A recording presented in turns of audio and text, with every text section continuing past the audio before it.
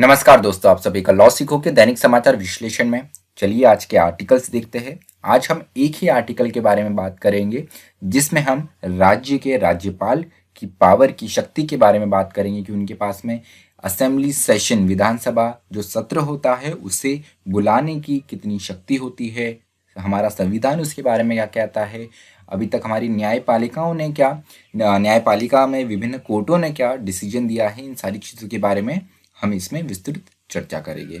अंत में news in flash होता है जिसमें हम उन समाचारों के बारे में चर्चा करते हैं जो कि हमारी परीक्षा के लिए महत्वपूर्ण है।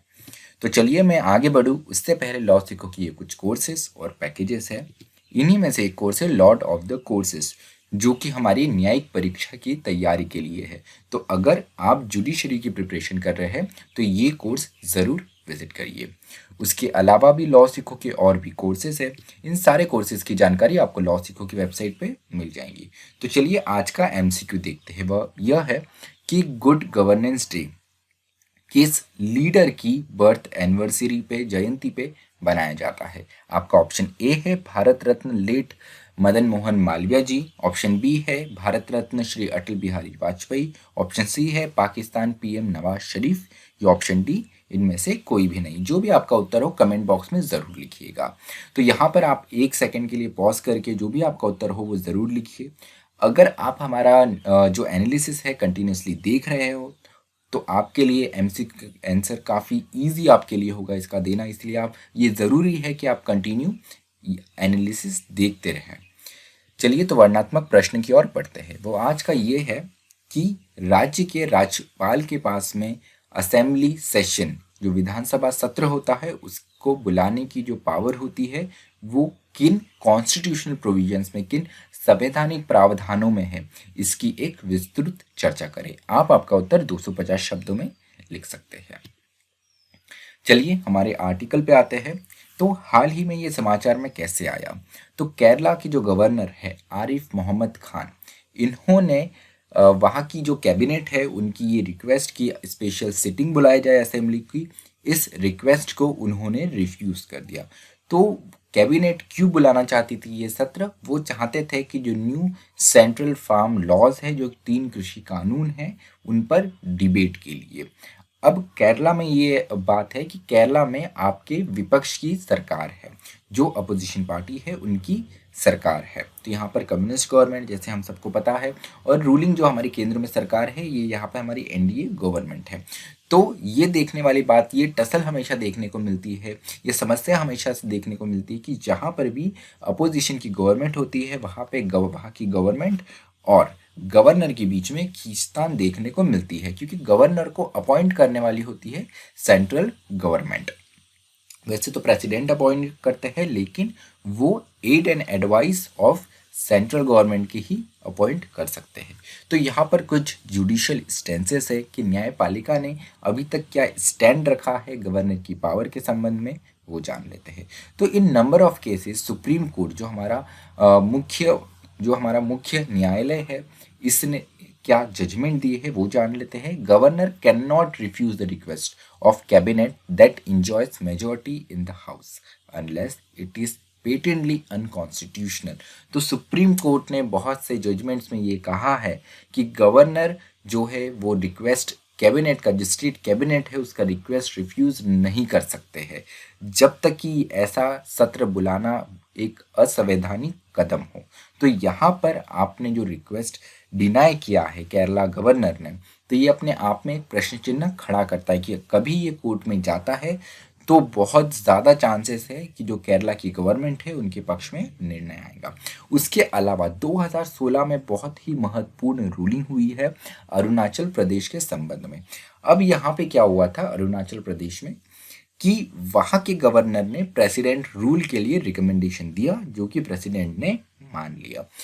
इस पर्टिकुलर जो गवर्नर ने जो एक रिक्वेस्ट भेजी थी प्रेसिडेंशियल रूल लगाने की, उसको चैलेंज किया गया, उस कंप्लीट प्रेसिडेंशियल रूल को चैलेंज करा गया, और उसमें सुप्रीम कोर्ट ने ये कहा है in ordinary circumstances the power vested with the governor under article 174 to summon prorogue and dissolve the house or houses must be exercised in consonance with the aid and advice of CM and his council of minister। तो आप भले ही house को बुलाना चाहते हैं, dissolve करना चाहते हैं, अगर वहां पर ऐसी सरकार मौजूद है जो आप मेजोरिटी इंजॉय कर रही है, तो आपको उनकी एड एंड एडवाइस पे ही कोई भी कदम उठाना है। तो यहाँ पे गवर्नर बाध्य हो जाते हैं कि अगर वो कोई भी ऐसा कदम उठा रहे हैं तो वहाँ पे आपको काउंसिल ऑफ मिनिस्टर्स को कॉन्फिडेंस में लेना ज़रूरी है, उनकी सहमति से ही कदम उठाना ज़रूरी है। उसके अलावा power to summon is to be read as a function